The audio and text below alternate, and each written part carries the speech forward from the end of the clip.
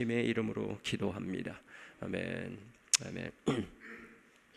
오늘 새벽 예배 말씀은 세 가지 질문으로부터 시작하려고 합니다. 첫 번째 질문은 너무 쉬운 거예요. 여러분이 잘 아시는 겁니다. 두 번째, 세 번째는 조금 더 어려워질 것 같아요. 첫 번째 질문입니다. 일천 번제를 드린 솔로몬에게 하나님이 꿈에 나타나셨죠. 그래서 그에게 묻습니다. 내가 네게 무엇을 주면 좋겠느냐? 그랬을 때 솔로몬이 구한 것은 무엇이었죠? 네? 지혜였습니다. 지혜. 네. 그 말을 들은 하나님께서는 지혜만 주신 것이 아니라 또 하나 아울러 부귀 영화까지도 덤으로 주셨죠. 우리 하나님은 우리가 구하는 것을 더 넘치게 주시는 너그러우신 분이십니다. 자, 두 번째 질문은 조금 더 어렵습니다. 만일 하나님께서 여러분에게 모든 것을, 세상의 모든 것을 주신 것을 안다면, 마치 여러분의 손을 잡고 큰 거대한 몰에 가서, 몰에 가면 뭔가 종류의 것이 많죠. 이게 다 내 거다. 그렇다면 여러분은 그 안에 들어가서 무엇을 제일 먼저 잡으시겠어요? 여러분의 배우자는 무엇을 잡을 것 같습니까? 생각해 보세요. 세 번째 질문입니다. 우리가 예수 믿는 사람이라면 우리는 예수 안에 있습니다. 맞죠? 그러면 예수 안에 있는 우리들이 정말 행복하게 사는 길이 있다면 무엇일까요? 그 길은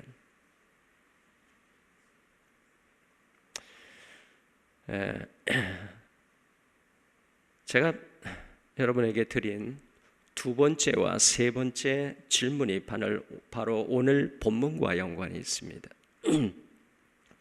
오늘 본문엔 9절의 핵심은 17절입니다. 그러나 오늘 본문이 12절부터 시작되기 때문에 12절부터 우리가 17절까지만 읽도록 하겠습니다. 본래 오늘 본문이 20절까지인데 17절까지만 12절 제가 먼저 읽습니다. 그들의 발을 씻기신 후에 옷을 입으시고 다시 앉아 그들에게 이르시되 내가 너희에게 행한 것을 너희가 아느냐? 다 같이 너희가 나를 선생이라 또는 주라 하니 너희 말이 옳도다. 내가 그러하다. 내가 주와 또는 선생이 되어 너희 발을 씻었으니 너희도 서로 발을 씻어 주는 것이 옳으니라. 내가 너희에게 행한 것 같이 너희도 행하게 하려 하여 본을 보였노라. 내가 진실로 너희에게 이르노니 종이 주인보다 크지 못하고 보냄을 받은 자가 보낸 자보다 크지 못하나니. 17절 너희가 이것을 알고 행하면 복이 있으리라. 너희가 이것을 알고 행하면 뭐가 있다고요? 복이 있으리라. 오늘 말씀의 핵심 구절이 바로 17절입니다. 이것을 알고 행하면 복이 있으리라. 우리의 삶이 진정 예수 안에서 복된 삶 그리고 소위 행복한 삶을 살아가는 길이 있다면 그 길이 뭐냐? 예수님이 여기에 답해주고 계세요. 이것을 알고 행하면 복이 있으리라. 그렇다면 우리가 알아야 될 것은 이것이 도대체 뭐냐 이거죠. 이것을 알고 행하면 이것 13장 1절부터 쭉 이어지는 지금 내용을 보면 예수님께서 행하신 일이 있었죠. 무엇입니까? 제자들의 발을 씻기신 것입니다. 제자들의 발을 씻기신 것이. 제자들의 발을 씻긴 이 주님의 행위와 더불어서 너희가 이 의미를 진정 알고 행하면 복이 있다라고 말씀하신 것입니다.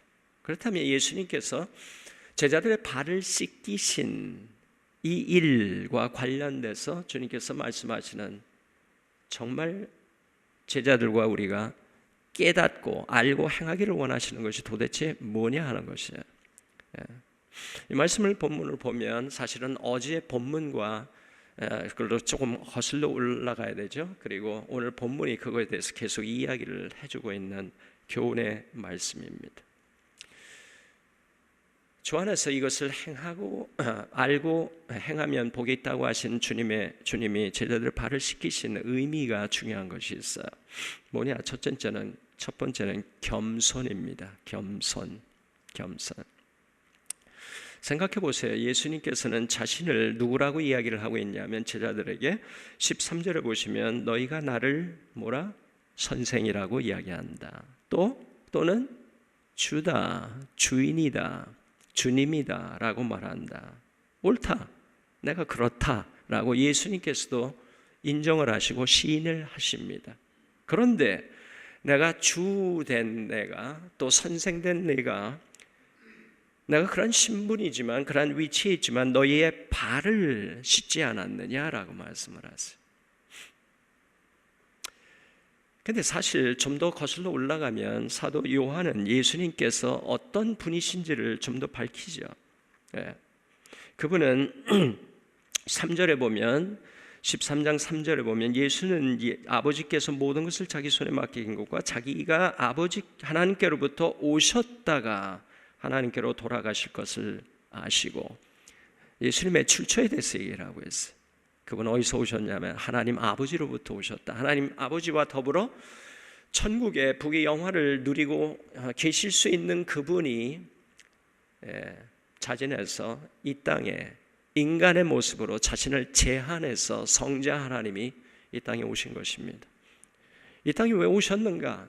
여러 가지 목적이 있는데 그 중에 하나가 예수님께서 밝히셨죠. 내가 온 것은 섬김을 받으려 함이 아니라 너희를 섬기려 하고 목숨을 너희를 위해서 내어주기 위해서 왔다라고 말씀하십니다. 가장 높으신 그분이 죄인이 살고 있는 이 땅에 인간의 몸으로 오셔서 섬기려 오셨다 생각해 보세요. 그런데 그분께서 섬기러 오시는 것 중에서도 가장 그 당시에 노예나 할 만한 하인이 할 만한 그러한 일을 하십니다. 그게 뭐예요? 발을 씻기는 거죠. 그 당시 전통에 의하면 그들은 샌들을 신고 있었기 때문에 나가면 쉽게 발이 더러워졌습니다. 그래서 나갔다 들어오면 집이든지 아니면 누구의 집에 들어갈 때 발을 씻습니다. 그런 때에 하인이나 노예가 있으면 얼른 나와서 대야에 물을 떠갖고 와서 주인과 손님의 발을 씻습니다. 그러한 일을 누가 했다고요? 주님이 하신 것입니다. 성자 하나님이 하신 것입니다. 자, 그런데 생각해 보세요. 누구의 발을 씻으려면 우리의 자세는 어떻게 돼야 될까요? 우리는 서서 누구의 발을 씻을 수 없습니다. 누구의 발을 씻으려면 어떻게 해야 돼요? 무릎을 꿇어야 돼요. 주님께서 제자들 앞에서 무릎을 꿇습니다. 그리고 그들의 더러운 발을 가장 거룩하신 손으로 발을 씻겨주세요. 겸손이 아니에요. 가장 높으신 분이 가장 낮은 자들을 위해서 무릎을 꿇고 발을 씻어준다. 겸손이라고 하는 것은 controlled spirit이라고 하는 뜻이에요. 통제된, 컨트롤된 마음을 이야기하고 있습니다. 예수님 자신이 어디서 왔는지 출처를 알고 계셨어요. 자신이 누군지를 알고 계셨고 그 다음에 이제 곧 자기가 어떻게 될지 미래를 알고 계셨어요.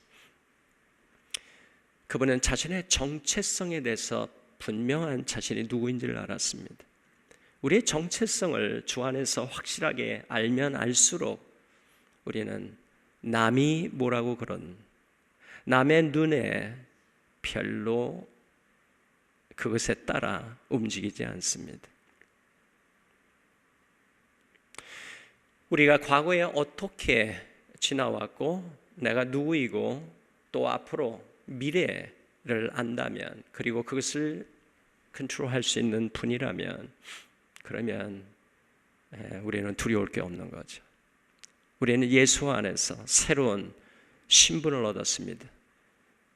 하나님의 자녀가 되었고 모든 죄를 용서받았고 또한 오늘 죽는다 할지라도 우리는 어디에서 깨어날지 아는 사람들이에요. 맞습니까? 그렇다면 우리는 그러한 주 안에서의 견고한 정체성을 가지고 우리는 겸손하게 겸손의 마음을 가지고 섬길 수가 있는 거죠. 네. 자, 그런데 한 가지 더 흥미로운 것이 있습니다. 뭐냐? 3절입니다. 다시 보세요. 예수는 아버지께서 모든 것을 자기 손에 맡기신 것을 아셨다라고 말씀하세요. 세상의 모든 것, 우리가 상상할 수 있는 모든 것을 예수님의 손에 맡기셨어요. 그것을 아셨던 주님은 4절을 보면 주님께서 이제 잡수시던 자리에서 일어납니다. 그리고 하나님이 주신 모든 것 중에 예수님이 제일 먼저 집으신 것은 무엇이라고요? 수건을 집으셨어요. 제가 여러분에게 질문을 드렸죠. 하나님이 여러분의 손을 잡고 모래 데려가서 이게 다 내 거다 그렇다면 무엇을 집을 것인가? 네, 예수님은 뭘 집으셨다고요? 네. 가게에 물품이 파는 곳에 가셔서 거기에서 둘러보시다가 수건을 집으신 거예요. 그걸 허리에 두르고 그리고 무릎을 꿇고 제자들의 발을 씻겨주기 위해서 그렇게 하신 것입니다. 세상에서 가장 높으신 분이 가장 낮은 비천한 이들을 위해서 그렇게 하셨다. 왜 그렇게 하셨을까? 다 집으실 수 있는 것 중에 왜 하필이면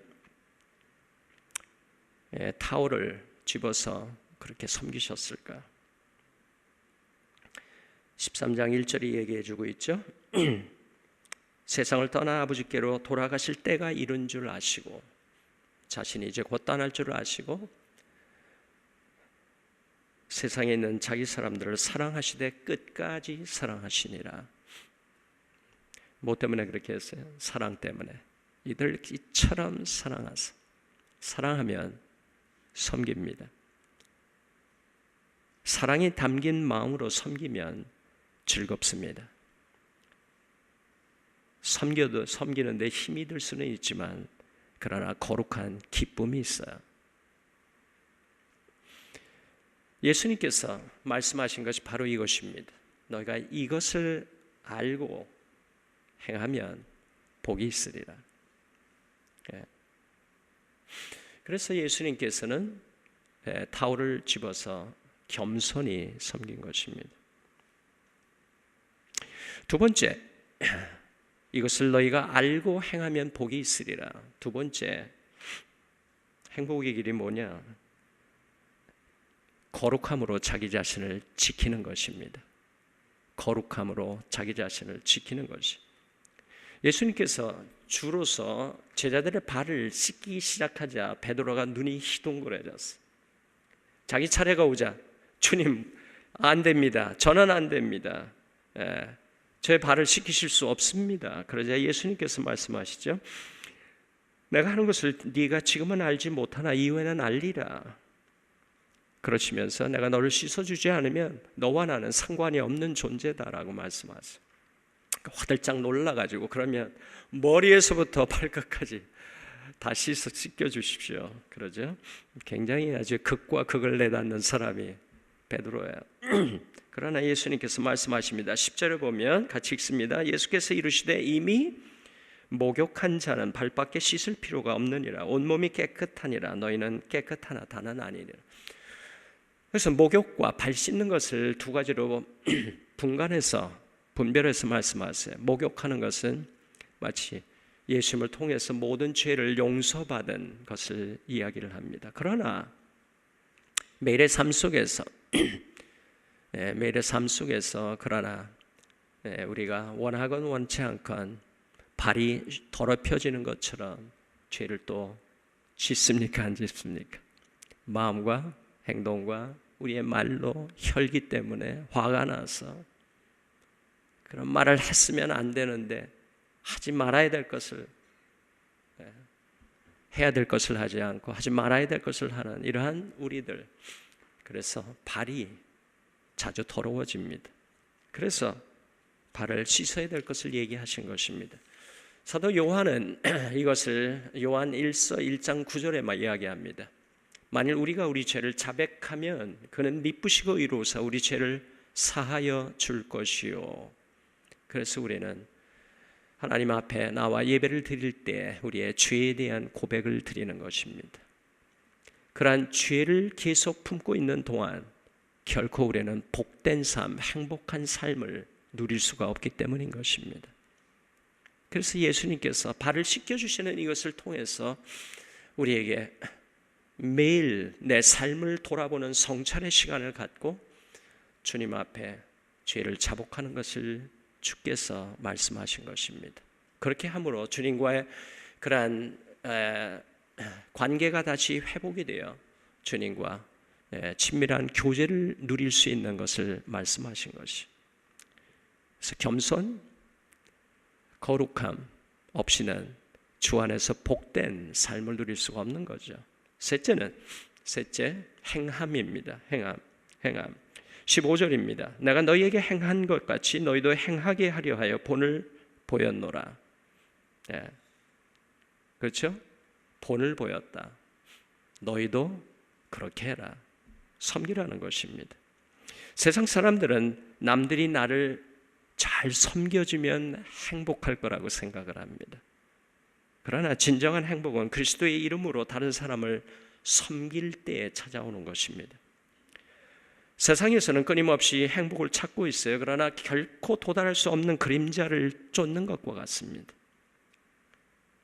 예수님은 얼마든지 주님으로서 제자들이 주님을 섬기도록 명령할 수가 있었습니다. 그러나 주님은 대신 섬김을 선택을 하셨어요. 로마인들은 겸손을 하찮게 여겼고 히라빈들은 누구의 발을 씻기는 것을 업신 여겼습니다. 그러나 예수님은 겸손히 제자들의 발을 씻겨주시는 것을 몸소 보여주셨어요. 세상은 묻습니다. 얼마나 많은 사람들이 당신을 위해서 일하고 있습니까? 섬기고 있습니까? 그러나 주님은 우리에게 물으세요. 너는 얼마나 많은 사람들을 위해 섬기고 있느냐? 라고 말입니다. 그러나 겸손히 섬김이 중요하다는 것을 아는 것만으로서는 부족하다고 말씀하십니다. 알았다면 실천하는 것이 필요한 것이죠. 알고 행하는 것의 중요성을 야고보는 야고보서 1장 25절에 강조합니다. 자유롭게 하는 온전한 율법을 들여다보고 있는 자는 듣고 잊어버리는 자가 아니요 실천하는 자니 이 사람은 그 행하는 일에 복을 받으리라. 복을 받으리라. 누가? 듣고 깨달은 것을 뭐함으로? 실천함으로 그렇다는 것이죠. 그래서 예수님께서 결론을 맺으신 것입니다. 너희도 이것을 알고 행하면 복이 있으리라. 겸손, 나는 겸손하게 내 가까이 있는 사람 대하는가? 나는 내 자신을 죄로 물들지 않도록 내 자신을 거룩함으로 지키는가? 쓰러졌을 때 하나님 앞에 죄를 자백하는 삶을 살고 있는가? 그리고 배운 것을, 깨달은 것을 실천하는가? 그렇다면 오늘 말씀을 통해 우리의 삶에 어떻게 실천하면 좋을까요? 두 가지 제안을 드리고 싶습니다. 일주일 동안, 오늘이 무슨 요일이죠? 월요일입니다. 주일까지 딱 며칠? 7일. 일주일. 매일 아침에 눈을 뜨면 그날 만나게 될 사람들 얼굴을 떠올려 보십시오. 그러면서 주님 앞에 이렇게 기도해 보면 어떨까요? 하나님, 오늘 이분을 만날 텐데 제가 어떻게 겸손히 섬기면 좋을까요?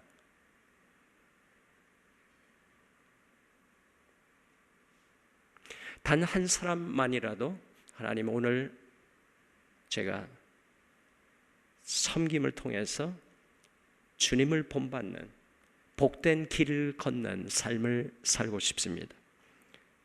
그래서 주님의 이름으로 누군가를 섬기지 않고서는 하루를 헛되이 보내고 싶지 않습니다.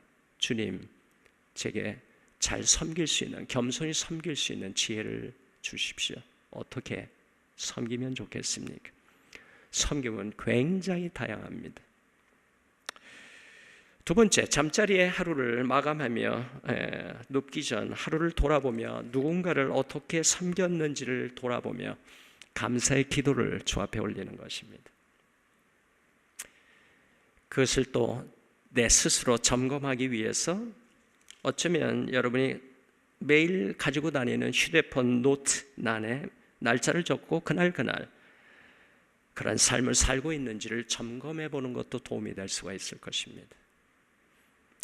매일 눈을 떴을 때 하나님 오늘 이분을 만날 텐데 섬길 수 있는 지혜를 주십시오. 하루를 마감하며 내가 어떻게 섬겼는지를 주님 앞에 아뢰며 감사합니다 라고 그런 고백을 드리고 잠자리에 들 수 있다면 하루를 결코 우리는 헛되이 보냈다고 말하지 않을 것입니다. 오늘도 그럴 수 있는 복된 하루를 주신 주님 감사합니다. 그래서 그러한 섬김의 기도와 섬김의 실천으로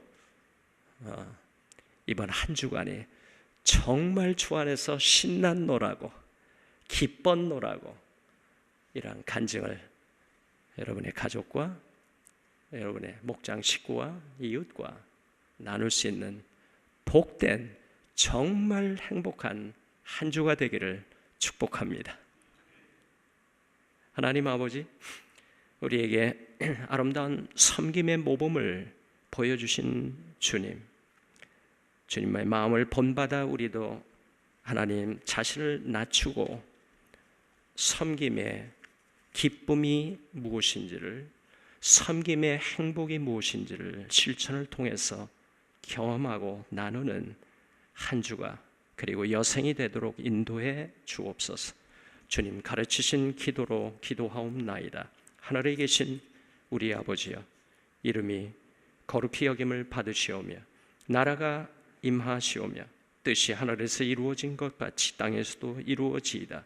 오늘 우리에게 일용할 양식을 주옵시고 우리가 우리에게 죄 지은 자를 사하여 준 것 같이 우리 죄를 사하여 주옵시고 우리를 시험에 들게 하지 마옵시고 다만 악에서 구하옵소서. 내게 나라와 권세와 영광이 아버지께 영원히 있사옵나이다. 아멘, 아멘, 아멘. 복된 한 주 되시기 바랍니다.